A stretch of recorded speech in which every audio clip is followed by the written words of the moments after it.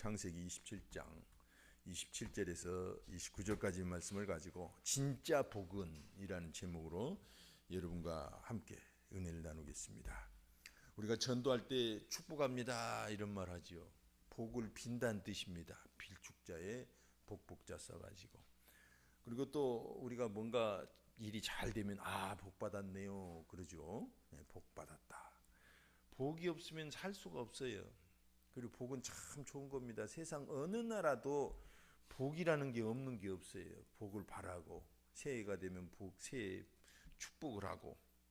그럼 도대체 복이란 뭐냐? 우리 그리스도인은 복을 뭐라고 생각해야 되느냐? 한 연구소에서, 기독교 연구소에서 조사를 해봤더니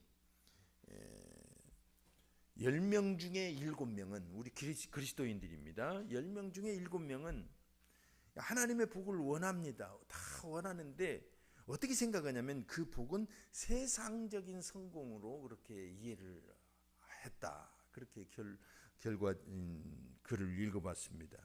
그러니까 기독교인의 70%는 복이라는 건 세상적인 성공을 뜻한다고 생각을 하는 거죠. 정말 그럴까? 세상 사람들은 보통 뭘 원해요? 돈이나 건강이나 또 성공 이런 걸 원하죠. 인기 그런 걸 원하죠. 빅3라고 하잖아요. 빅3. 기도 제목이 뭡니까? 그러면 주로 이게 세 가지가 나오잖아요. 근데 이 놀랍게도 이 세상적인 복은 신기루입니다. 신기루. 나의 목을 축여줄 줄 알고 가까이 가면 또 멀리 가고 또 손에 잡은 듯 하면 어느덧 놓치고. 여러분 돈도 보세요. 모아놓은 듯 하지만 또 금방 또 허튼데 사라져버리기도 하고, 건강도 그러고 성공도 그러고 인기도 그러고.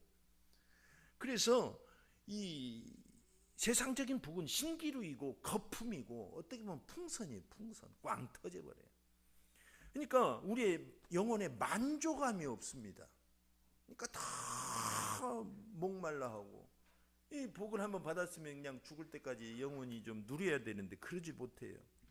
근데 진짜 복은 어떤 복이냐? 예수님 안에서 하나님이 주신 복은 세상이 주지 못하는 복, 세상에 빼앗지도 못하는 복. 그리고 또 하나 특징은 참 만족과 행복까지도 준다는 것입니다. 이 복 받고 싶지 않으세요? 오늘 이 복에 대해서 진짜 어떤 것이 진짜 복인지를 알면 우리는 이 복을 누릴 수가 있습니다. 복을 받는 게 문제가 아니라 이 복이 무엇인지를 아는 게 문제입니다. 그래서 첫째로 진정한 복은 뭐냐면 목마름을 해소해 주는 복이에요. 지금 여러분 우리나라 얼마나 잘 사는지 몰라요. 6.25 때 일제시대 때 생각하면 정말 비참하잖아요. 근데 지금을 일컬어서 사람들은 단군 이래로 최대로 잘 산다는 것입니다. 그리고 단군 이래로 이만큼 잘 살 수 있는 기회가 없대요. 돈 벌 수 있는 기회가 없대요. 막 힘들어 죽겠는데 별소리를 다 한다고 그러지만 사실은 안 그렇습니다. 잘 찾아보면 돈 벌 것이 지금처럼 많을 때가 없어요. 근데 어떻게 마음은 점점 메말라가고 아무리 가져도 채워지지 않고 아무리 누려도 만족이 없고 그런 특징이 있어요. 세상적인 복은 막 가져도 한도 끝이 없잖아요. 공짜로 갖다 막 퍼줘도 감사 없잖아요. 마치 그래서 청량음료와 같은 것 같아요. 여러분 청량음료는 지금 목마를 때는 막 속을 시원하게 해주는 것 같아요. 그런데 이 청량음료는 몸에 얼마나 나쁜지 몰라요. 먹으면 또 목말라요. 진짜 물은 맹물이에요. 맹물. 우리에게 몸에 건강을 주고 생명을 주는 물은 맹물이에요. 그래서 이 세상이 주는 복은 청량음료다 그렇게 생각할 수가 있습니다. 왜 그렇게 목마를까요? 여기에 중요한 질문입니다. 왜 목마를까? 다시 왜 목마를까? 세상이 주는 복은 왜 만족함이 없을까? 우리의 영혼이 아는 거예요. 우리 영혼이 그것을. 그러니까 또 찾아 나서고 그러는 거죠. 왜 그럴까요? 진짜를 못 만나서 그러는 거예요. 진짜 복이 무엇인지를 내가 알질 못하기 때문에 잘못된 복을 쫓아서 그렇게 목말라 하는 것입니다. 여러분, 이 수가성 여인 얘기 아시잖아요. 수가성 여인이 행복하게 살려고 얼마나 노력을 했어요. 결혼도 5번 하고 6번째 지금 결혼하고 사는 찰나에 그 사이에 예수님을 만났어요. 왜 그렇게 오래 많은 결혼 생활을 실패했나요? 왜 그렇게 많은 결혼 생활을 추구하고 그랬나요? 행복 때문에 그랬을 거예요. 뭐 그 여자 행실이 나빴다고만 보면 안 되죠. 정말 인생의 행복을 위해서 정말 많은 결혼도 해봤어요. 이쁘긴 이뻤었나 봐요. 그렇게 또 결혼을 하고. 근데 하여튼 그 여인이 그리도 목말라 가지고 영혼에 허덕이고 있을 때 예수님을 만납니다. 그리고 모든 게 해결이 돼요. 그리고 동네에 나가서 누가 욕하든 말든 저 여자 어쩌다고 욕하든 말든 가서 내가 진짜를 만났다고 가서 선전을 하잖아요. 할렐루야. 그래서 마태복음 11장 28절에 수고하고 무거운 짐진 자들아 다 내게로 오라 말씀하십니다. 예수님을 만나면, 진짜를 만나면 이제 해소가 되는 것입니다. 오늘 본문에도 보니까 이삭이 야곱에게 축복하는 장면입니다. 근데 진짜 복을 선포해 주고 있는 거예요. 진짜 복을. 보니까 27절에 하나님은 하늘의 이슬과 땅의 기름진 풍성한 곡식과 포도주를 내게 주시기를 원하노라 그랬어요. 여기서 하늘의 이슬이라는 말이 중요합니다. 하늘의 이슬, 땅의 기름짐, 하늘에서 모든 걸 다 주신다는 것입니다.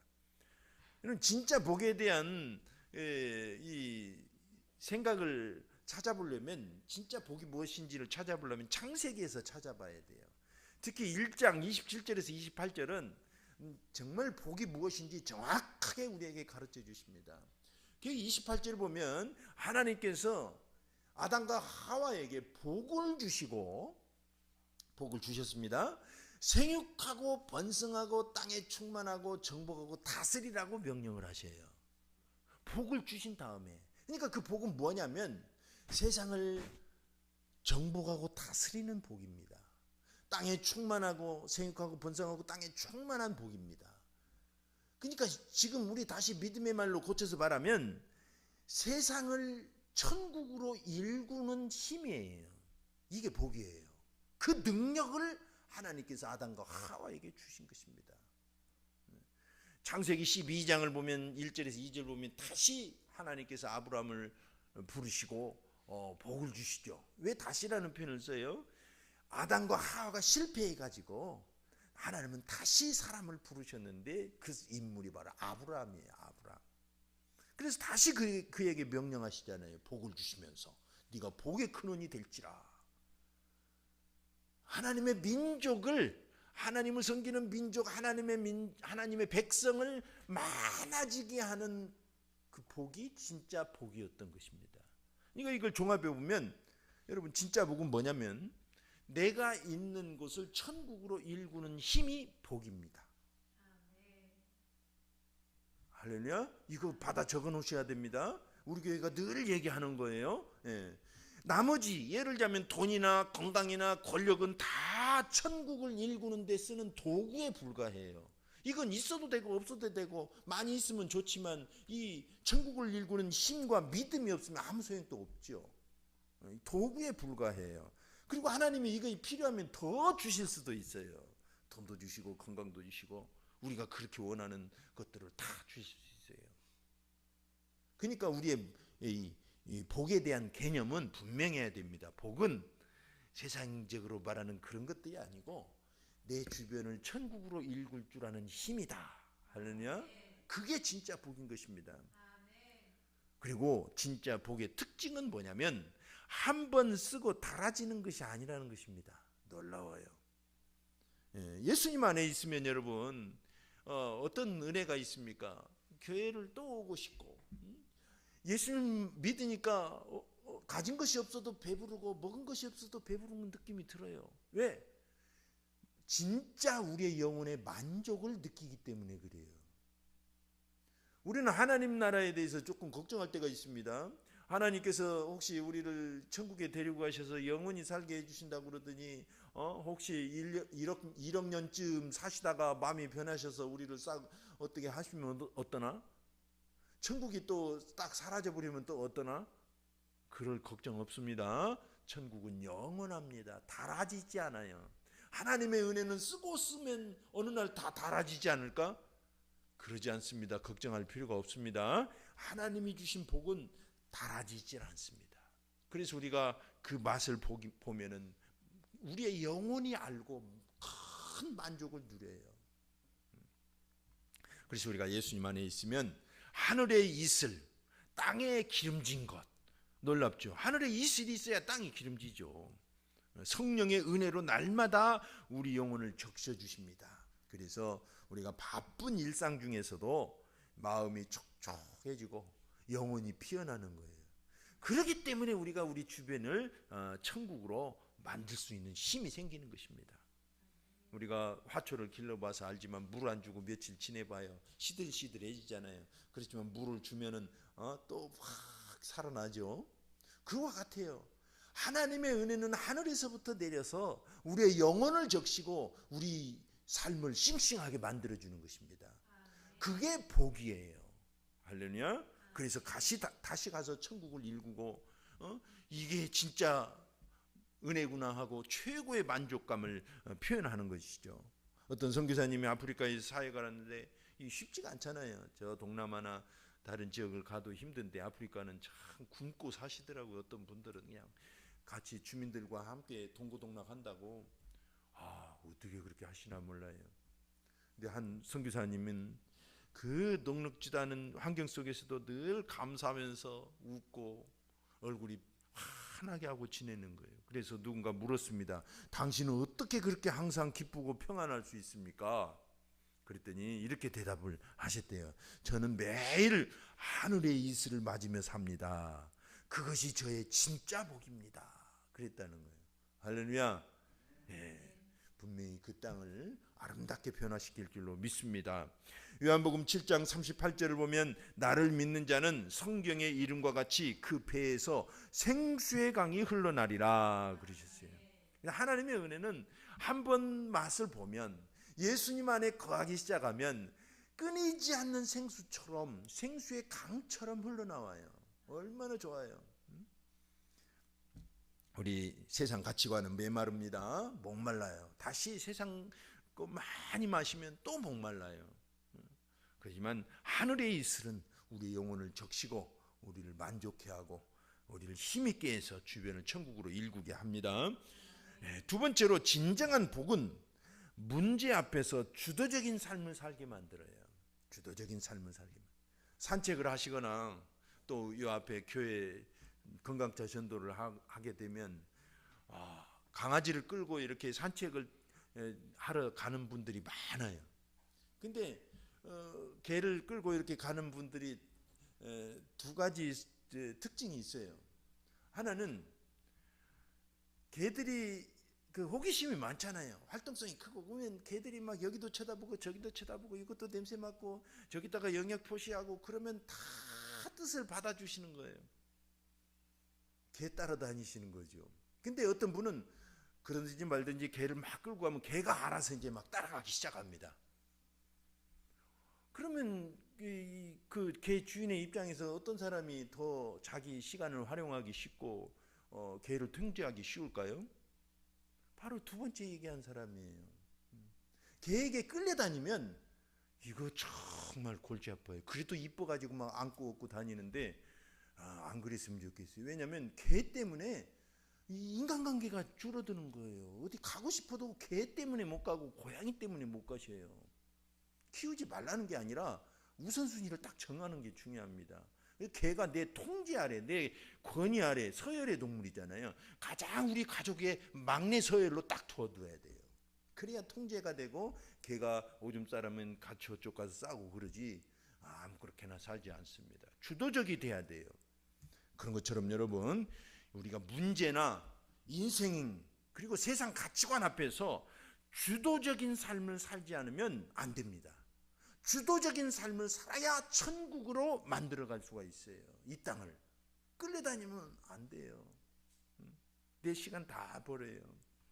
오늘 28절에서 29절까지 보니까 이 천국의 권세에 대한 축복이 나와 있습니다. 이삭이 야곱에게 이렇게 축복을 했어요. 민족들이 너를 섬기고 형제들이 내게 굴복하리라 그랬어요. 놀랍죠? 형제들이 굴복한다. 놀랍죠? 민족들이 섬긴다. 여기서 섬기고 굴복한다는 말은 뭘까요? 단순히 우위에 이렇게 우위를 점한다 그런 뜻이 아닙니다. 그것은 지금 우리가 살펴볼 얘기인데 하나님을 섬길 때 주시는 하나님의 권세를 뜻해요. 그리고 우리가 세상에 나가서 정복하고 다스리는 데 필요한 바로 그 권세를 뜻하는 거지, 누구를 억압하고 꼬북노로 타게 하고 그런 건 아니에요. 갑질하는 그런 의미가 아닙니다. 이 하나님이 주신 권세는 하나님을 섬길 때만 누릴 수가 있어요. 놀라워요. 권위 아래 있을 때만 그 권위가 흘러서 나에게 내려오는 것입니다. 그 점을 꼭 기억하시고 이 삶에 적용을 해야 됩니다. 요한복음 1장 12절에 보니까 영접하는 자 곧 그 이름을 믿는 자들에게는 하나님의 자녀가 되는 권세를 주셨으니 그랬습니다. 그러니까 예수를 믿으면 누구든지 이 권세가 있어요. 우리가 예수를 믿는다는 건 무슨 뜻입니까? 내가 예수님이 나의 구원자이심을 믿는 것뿐만 아니라 내가 이제 하나님의 자녀가 됐다라는 믿음이잖아요. 나는 그 다스림 속으로 들어가겠다. 나는 하나님의 백성이다. 그런 뜻이잖아요. 나는 예수 믿어 하면서 나 멋대로 살지 않잖아요. 그죠? 예수 믿는다고 하고 멋대로 사는 건 안 믿는 겁니다. 예수를 믿으면 예수님의 권위 아래 들어가는 것입니다. 그럴 때 우리에게서 권위가 나와요. 그 권세, 하나님의 권세, 하나님의 자녀가 되는 권세 얼마나 좋아요. 근데 도대체 그걸 어디다 써먹냐 이거예요. 이걸 알아야 됩니다. 어디다 써먹을까요? 하나님이 주신 권세, 세상에 나가서. 그것은 뭐냐면 인생의 문제, 또 절망, 그리고 소위 말하는 운명, 여기에 끌려다니지 않는 힘을 뜻합니다. 이제는 그것 끌려다니지 않아요. 누구의 평판에 좌우되지 않습니다. 세상 가치관에 끌려다니지 않는 힘, 그것이 하나님이 주신 권세예요. 대단히 중요하죠. 여러분, 세상에서도 아이들 키울 때 주도적 학습, 자기 주도적 학습 이런 말 쓰잖아요. 그런 것처럼 신앙에서도 말이죠. 예수님 안에서 자기 주도적인 삶을 살아야 됩니다. 자기 주도적 생활을 해야 돼요. 이게 권세예요, 권세. 멋대로 살아나는 거 아닙니다. 섬길 자를 섬기고 존경할 자는 존경하되 내가 주도적으로 살아라는 것입니다. 끌려다니지 말라는 것입니다. 하나님의 자녀가 되면 그렇게 할 수가 있어요. 운명을 이기고 운명에 끌려다니는 게 아니라 운명을 개척하는 그런 믿음의 사람이 돼요. 난 내 환경과 형편에서는 도대체 안 돼. 아닙니다. 운명을 개척할 수가 있어요. 넘어뜨릴 수가 있어요. 자존감이라는 말 세상 사람들 많이 씁니다. 그래서 자존감으로 살면 행복하다고. 우리 성도들은 이 자존감도 알아야 되지만 하나님의 자녀된 신분을 알아야 돼요. 그게 더 확실한 힘을 줘요. 이것보다 더 큰 자존감은 없죠. 그래서 로마서 8장 37절에 이 모든 일에 우리를 사랑하시는 이로 말미암아 우리가 넉넉히 이기느니라 라고 말씀하시는 것입니다. 그냥 괜히 이기는 게 아니라 이와 같이 자기 주도적 삶, 예수님 안에서 주신 권세를 가지고 이 환경을 이기고 자기를 이기고 환경을 개척해 나갈 때 생기는 그런 승리입니다. 어떤 청년이 직장에서 늘 갑질만 당하고 지냈대요. 너무 괴롭죠. 여러분, 직장인의 60% 이상이 그 인간관계 위에서부터 누르는 그 스트레스 때문에 괴롭다고 그러잖아요. 한번 당해보면 압니다. 저도 과거에 한 2년 당해봤는데 너무 힘들었어요. 그래서 잘 알아요. 직장인들이 갑질 당하는 것에 대해서 얼마나 힘들고 고통스러운지. 근데 이 청년도 그렇게 힘들었던 거예요. 눈치 보면서. 이 일만 없으면 참 직장생활 재미있을 것 같아요. 아무리 힘들어도. 그죠? 근데 이 청년이 예수님을 믿고 난 뒤에 변화되기 시작했어요.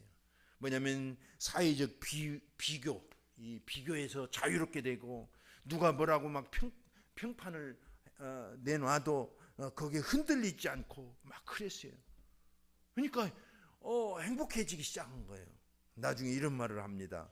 나는 더 이상 사람들에게 인정받으려고 애쓰지 않습니다. 나는 하나님의 자녀이기 때문입니다. 여러분, 이게 진짜 행복입니다. 할렐루야. 네, 우리는 하나님의 자녀입니다. 세상 거짓 권세에 눌리지 말고 주 안에서 당당하게 살아갑시다. 네, 끝으로 진정한 복은 성도에게만 제한되어 있다는 걸 아셔야 돼요. 성도에게만 진정한 복이 있습니다. 지금 산불도 나고 또 드라마에도 소방관 얘기가 나오고, 그래서 참 소방관들의 그 숭고한 정신, 그리고 그 정말 불 끄다가 순직하고 그런 정말 가슴 아픈 일들을 우리가 봅니다. 이번에도 산불 때 소방관들 여러 돌아가셨잖아요. 한 20명 이상 죽었어요. 그 불장난하다가 그렇게 한 거예요. 저기 대전 현충원을 가면은 경찰관 묘지역이 있는데 그 바로 옆에 소방관 묘지역이 있어요. 묘역이 있어요. 그만큼 국가적으로도 좀 이렇게 그들의 죽음에 대해서 좀 귀하게 봐주려고 하는데, 문제는 뭐냐면 첨단 장비를 좀 많이 보급해 줬으면 좋겠어요. 뭐 이건 뭐 전투도 아닌데 가서 열정페이, 아니면 막 숭고한 정신만 요구하고 가서 희생 정신을 요구하고, 물론 그들은 그렇게 하려고 해요. 그렇지만 우리 국민의 입장이나 그들을 지휘 감독하는 입장에서는 그들에게 목숨을 요구할 수가 없는 겁니다. 저는 그렇게 생각해요. 첨단 장비, 요즘같이 발달된 시대에 돈을 좀 쓰고 그래서 그들의 목숨을 좀 보호해 줬으면 좋겠어요. 아니 그렇게 불과 싸우다가 목숨을 잃고 가족들이 어떻게 삽니까? 아버지를 잃고 남편을 잃고 정말 숭고한 일을 위해서 목숨을 바쳤지만 가정이 정말 어려움에 처하잖아요. 그러니까 이 세상을 위해서 이렇게 희생을 하는 분들이 많이 있습니다. 참 숭고하지만 가족들을 많이 생각해 줘야 돼요. 본인도 그렇고, 어떤 분들은 막 자원봉사하느라고, 이번에 어떤 분을 봤거든. 식당에서 주인이 이 스카우트, 평생 그 보이스카우트 연맹에 몸담고 있었어요. 근데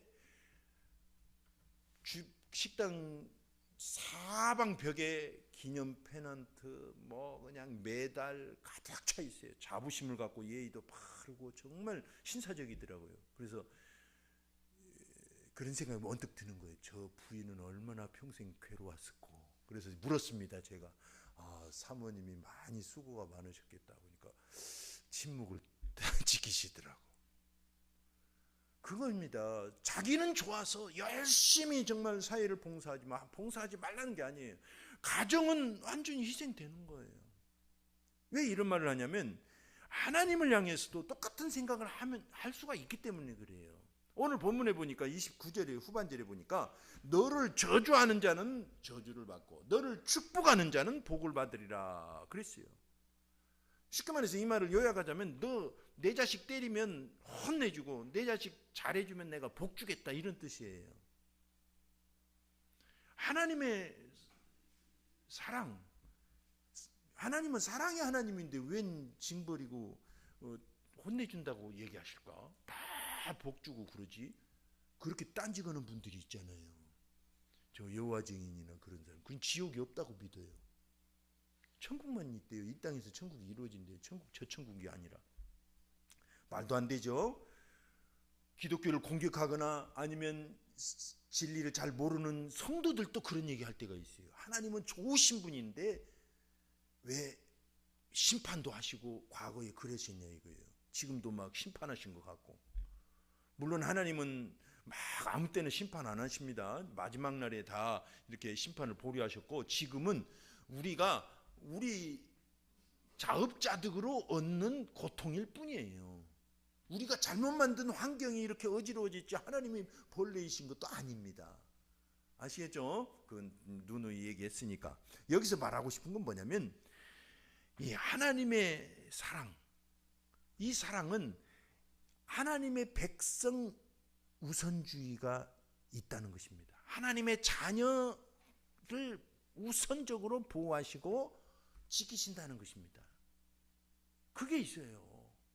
이것을 모르면 오해를 많이 해요. 미국인들은 말이죠, 미국인 자국민 우선주의가 아주 강해요.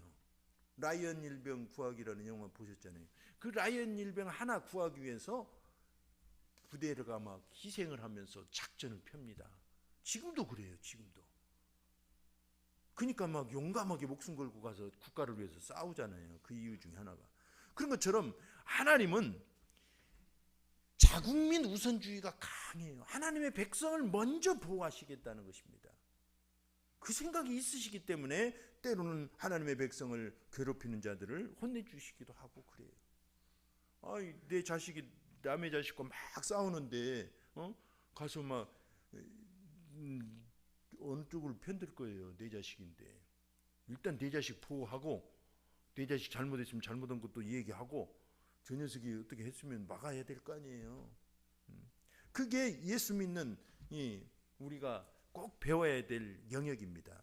마가복음 7장을 보면 예수님께서 길을 가시는데 한 여인이 와가지고 막 애걸복걸합니다. 수로보니게 여인, 자기 딸이 귀신이 들렸는데 좀 쫓아달라는 겁니다. 그러니까 예수님 뭐라고 그래요? 27절에 예수께서 이르시되 자녀로 먼저 배불리 먹게 할지니 자녀의 떡을 취하여 개들에게 던짐이 마땅치 아니하니라. 개라고 표현했어요. 수로보니게 여인이 이방인이었거든요. 해도 너무하잖아요. 동양은 주지 못할 망정 쪽박을 깨지 말라는 우리 속담이 있는데 이렇게 모독을 주시다니 우린 이해가 안 될 거예요. 근데 물론 이 여인은 믿음이 있었기 때문에 예수님은 그걸 보시고 그렇게 일부러 말하신 것입니다. 내 자녀를 먼저, 하나님의 백성을 먼저 보호하시고 백성을 먼저 먹게 하시는 것이 하나님의 원칙입니다. 하지만 이 수로보니게 여인이 얼쏘이다. 그런데 개들도 그 주인의 상에서 떨어지는 부스러기를 먹나이다. 놀라운 신앙 고백을 하잖아요. 우리의 겸손을 배우게 하는 것입니다. 그래서 결국 예수님의 응답을 받잖아요. 그걸 가르치시기 위해서 이렇게 한 겁니다. 근데 하여튼 여기서 배우는 것은 뭐냐면 자녀로 먼저 은혜를 베푸시고, 그래서 예수님은 유대인에게 먼저 오셨고 바울도 가는 곳마다 유대인에게 먼저 복음을 전했어요. 그 백성을 먼저 보호하시는 하나님의 사랑입니다. 이해가 되시죠? 그러니까 하나님은 백성을 먼저 보호하신다. 진정한 복은 하나님의 백성이 진짜 누릴 수 있다라는 것을 생각해야 됩니다. 하나님은 우리를 보호하십니다. 백성을 먼저 보호하셔요. 하나님의 자녀들을 보호하셔요. 시편 18편 2절에 여호와는 나의 반석이시요 나의 요새이시요 나를 건지시는 이시요 나의 하나님이시요 내가 그 안에 피할 나의 바위시요 나의 방패시요 나의 구원의 뿌리시요 나의 산성이시로다. 아멘. 그러기 위해서 예수님께서 십자가에 죽어주신 것입니다. 그 보혈이 너무 귀하고 영원하기 때문에 그 보혈 안에 들어오는 자들을 먼저 보호하셔요. 세상에서 그런 말이에요. 안 입고 오면 성공하라고. 그런 것처럼 여러분 억울하면 하나님의 자녀가 되어야 되는 것입니다. 하나님의 보호를 받고 싶거든, 하나님의 우선적인 사랑을 받고 싶거든, 하나님의 자녀가 되고 하나님을 섬겨야 되는 것입니다.